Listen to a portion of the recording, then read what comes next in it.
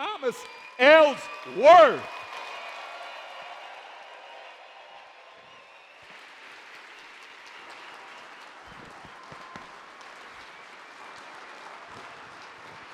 Thank you so much. I really appreciate that. I want to share something really small. We were talking about family. He was just recognizing his incredible family. It just keeps growing, and maybe there'll be a number 4, maybe not. He keeps bringing that up.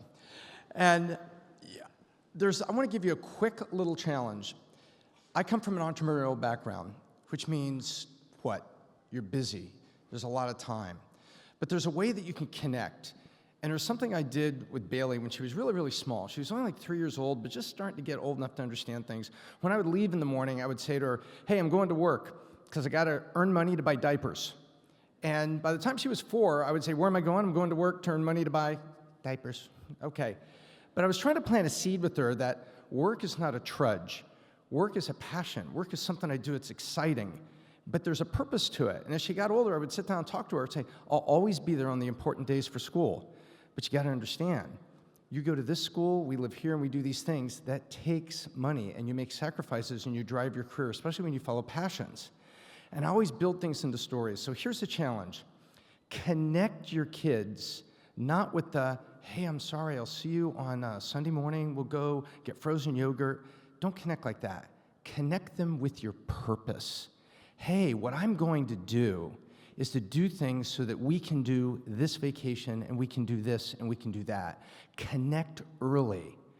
Connect early, and share what's going on. I tell her what's going on in terms that she can understand as a little girl. And one day, it all came together, and it was really kind of cool. How many of you get rings with new colors, right? How many of you have a lot of rings with a lot of different colors laying around now, right?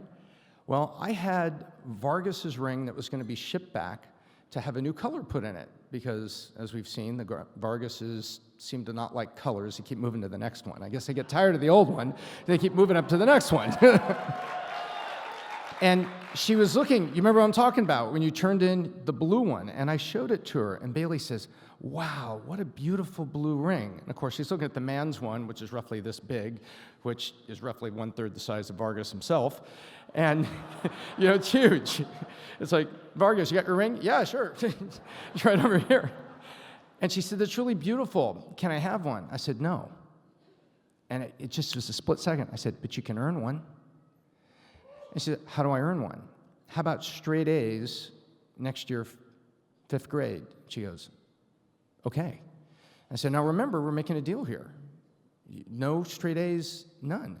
So she brings home the first quarter report card, and that kind of floated away from me. And she comes in and she says, I got straight A's. And I said, you did. She says, so I'm going to get my ring. And I'm like, wow. Right? So now, good thing I didn't promise her a Porsche or something. Right? So I'm like, uh-oh, I'm in. And the second quarter came, and it was straight A's again. And there was a little point on the end of it. Now it was like a 4.02. Because, kids get extra points these days, right? Little advanced, projects you can do and get extra points. And then third quarter came, and then fourth quarter came. And she finished the year 4.017 straight A's. So I'm keeping my promise to my daughter. And I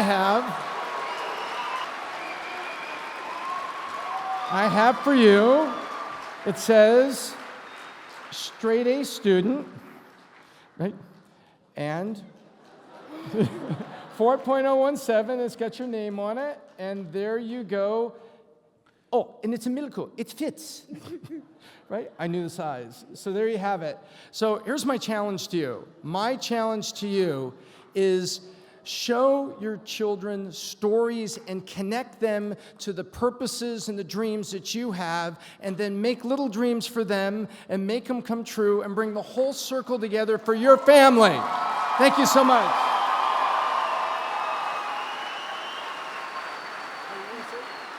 You want to say something?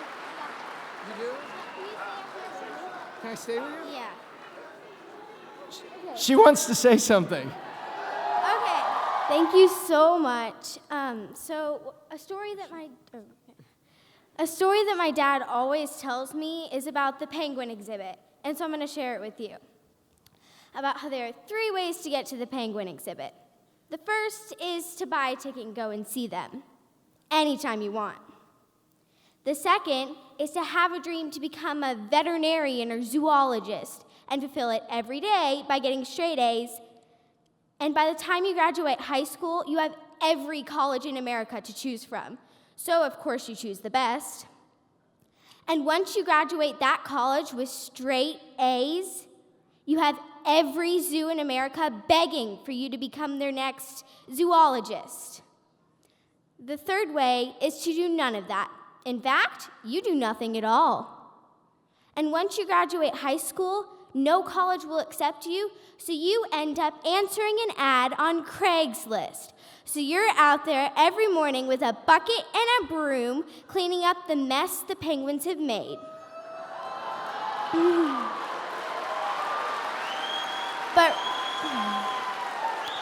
But recently, my dad added one more way to get to the penguin exhibit. It's to become an entrepreneur and make enough money to own the zoo.